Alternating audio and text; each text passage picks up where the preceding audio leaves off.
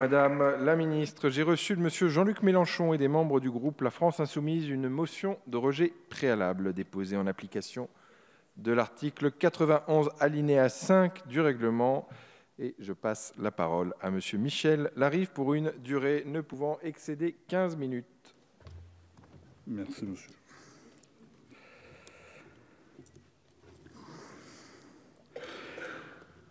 Monsieur le Président, Madame la Ministre, Madame la rapporteure, chers collègues. Vive le sport! Il faut au moins que ce soit dit une fois dans cet hémicycle.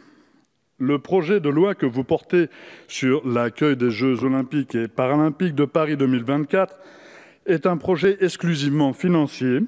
Il n'a aucun lien ni de près ni de loin avec le domaine sportif proprement dit. Oui, justement, c'est pour ça que je dis ça. Mais écoutez, monsieur, vous allez apprendre des choses. Le grand bénéficiaire de votre projet, c'est le capitalisme triomphant. Vos Jeux devraient coûter 6,5 milliards d'euros, dont une bonne partie... Écoutez-moi, s'il vous plaît. Dont une bonne partie sera financée par le contribuable français. Je dis devrait parce que lorsqu'on connaît le budget initial des Olympiades précédentes et leur résultat final, nous sommes en droit de douter de la pertinence effective de cette enveloppe. 6,5 milliards d'euros, c'est suffisant pour construire 25 hôpitaux de campagne.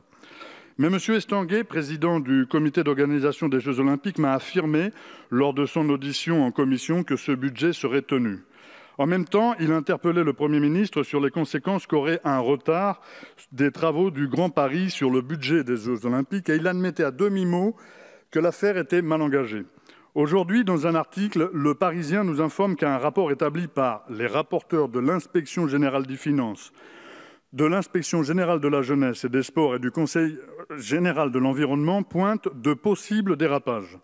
Il évoque de réels risques à la fois de non-réalisation dans les délais de certains équipements, mais aussi de surcoûts importants concernant les JO de 2024. Le cluster du Bourget, qui devait accueillir le village des médias, et le centre nautique de Saint-Denis sont dans le viseur. Ce dernier, évalué à 130 millions d'euros, pourrait voir son budget être au minimum multiplié par 2. L'impact social et environnemental de cet événement sera beaucoup plus négatif que vous nous donnez à espérer. Outre la pollution visuelle émanant de la multiplicité des publicités autorisées, la pression immobilière autour du village olympique générera fatalement une augmentation des loyers, comme à Londres, où ils ont été multipliés par 5. Le risque d'une gentrification de la population des quartiers concernés est réel.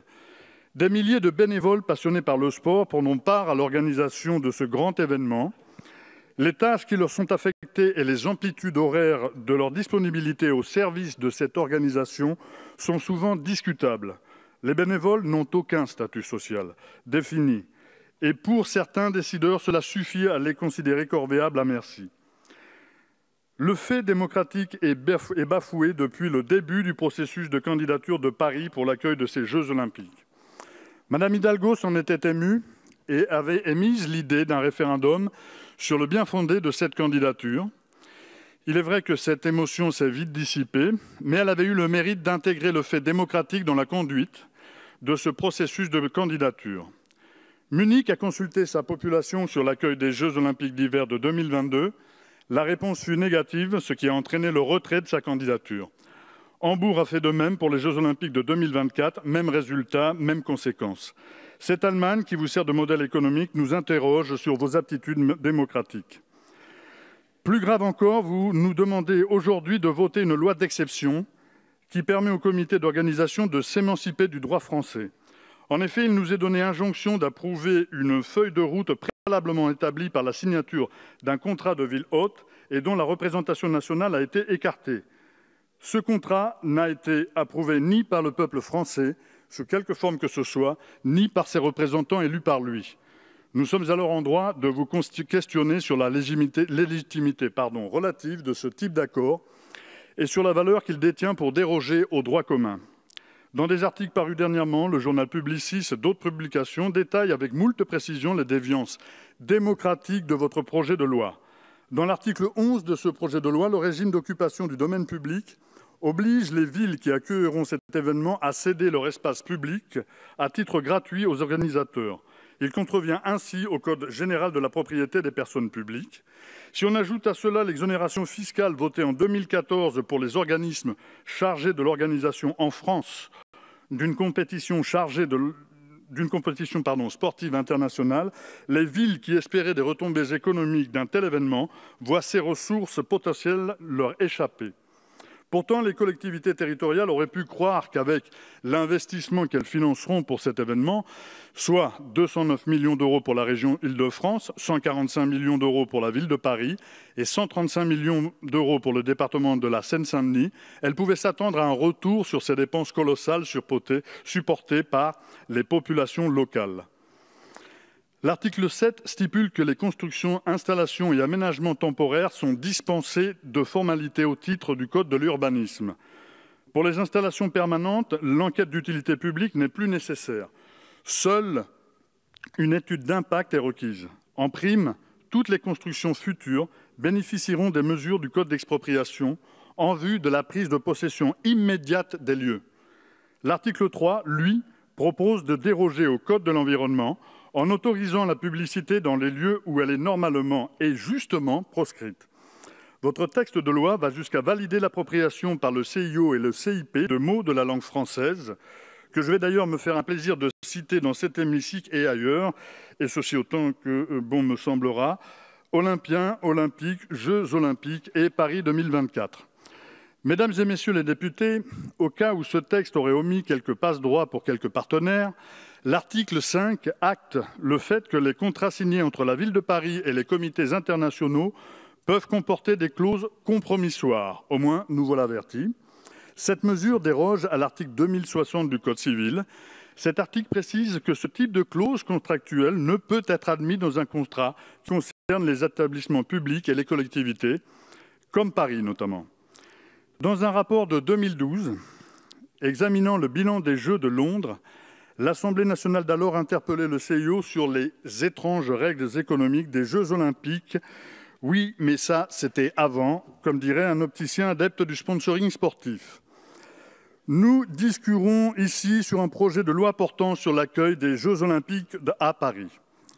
Ce texte est symptomatique de l'attitude de l'exécutif aujourd'hui dans notre pays.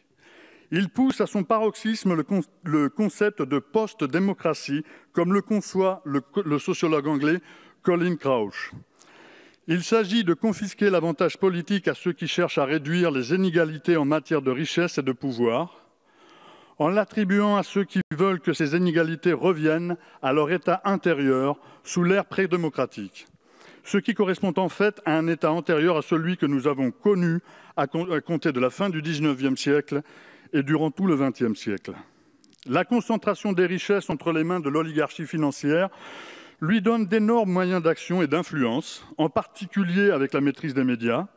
Cette démocratie réduite au lobbying et à la défense d'intérêts particuliers supplante l'influence des citoyens et des citoyennes et de leurs représentants. Elle tente à la suppression de toutes les contraintes qui pouvaient peser sur le milieu économique. L'entreprise multinationale devient le paradigme de nos sociétés post-démocratiques. L'État se comporte alors comme une entreprise. Il se débarrasse de ses responsabilités en matière de gestion des services publics. Il confie au secteur privé leur gestion. Il rend poreuse la frontière entre public et privé, provoquant inévitablement des risques de détournement de la chose publique au profit de l'intérêt privé. La relation entre État et les prestataires privés se déroule dans le cadre d'un contrat juridique. Mais les citoyennes et les citoyens, eux, n'ont aucune possibilité d'établir une relation avec les prestateurs, puisque ni le marché ni leurs droits démocratiques ne définissent ce lien. Lorsqu'une institution est privatisée, les citoyennes et les citoyens ne peuvent plus interpeller l'État à propos de la qualité de ses services dans la mesure où ceux-ci ont été sous-traités à un secteur privé. Par conséquent, le service public est devenu un service post-démocratique. Désormais, le gouvernement n'est responsable devant le démos que pour les grandes lignes de sa politique, pas pour leurs applications détaillées. Il perd de ce fait son autorité au profit de ceux qui veulent l'exercer à sa place, aux dépens des citoyennes et des citoyens qui perdent, eux, progressivement leur souveraineté. En post-démocratie, la citoyenneté ne se définit plus comme participation directe à la vie de la cité. Elle se limite à l'énoncé des droits protégeant les individus autant que faire se peut et selon les marges définies par l'oligarchie. Celle-ci est dominante, bien entendu. Et puis, il y a ces dirigeants élus parfois confortablement qui considèrent qu'ils sont une espèce rare d'incarnation de leur peuple. Il n'y a rien de pire pour eux que la séparation des pouvoirs. Ils ont passé ce cap de la post-démocratie. Ils agissent de façon autoritaire, ils musellent leur opposition, votent des lois qui intègrent des mesures sécuritaires d'exception dans le droit commun, légifèrent par ordonnance, s'arrogent le droit de détenir la vérité en matière d'information et détruisent les acquis sociaux chèrement acquis durant plusieurs décennies de lutte. Ils installent alors un système autoritaire centralisé qui confine au régalisme de l'ancien régime. Ils neutralisent le pouvoir législatif pour ne faire que des parlements, des chambres d'enregistrement des injonctions du pouvoir exécutif. Ne règne alors qu'un pouvoir exécutif avec des exécuteurs et des exécutants. Je vous demande, mes chers collègues, de prendre conscience de cet état de fait. Nous vivons sous ce régime. La liberté de consommer n'est pas la liberté d'être. L'égalité n'existe plus sous aucune forme aujourd'hui dans notre pays. La fraternité qui peut régner dans le stade olympique est une notion abstraite à l'entendement de nos dirigeants. Vous pouvez accompagner cette marche forcée et en être peut-être un jour redevable devant le peuple français. Ou vous pouvez décider de vous émanciper d'une politique qui ne vous concerne plus et pour laquelle vous n'êtes plus consulté. Les conclusions de la commission mixte paritaire ne tiennent pas compte des propositions que nous avions développées lors de nos précédents débats. Pour son essence antidémocratique, nous réprouvons cette dernière mouture et proposons au vote des représentants du peuple français ici présents une motion de rejet préalable de ce projet de loi relatif à l'organisation des Jeux olympiques et paralympiques 2024. Merci beaucoup, Monsieur Larive. Monsieur Cormier-Bouligeon, s'il vous plaît. Madame la ministre, souhaitez-vous intervenir ? Madame la rapporteure pour la commission, non, nous avons des demandes.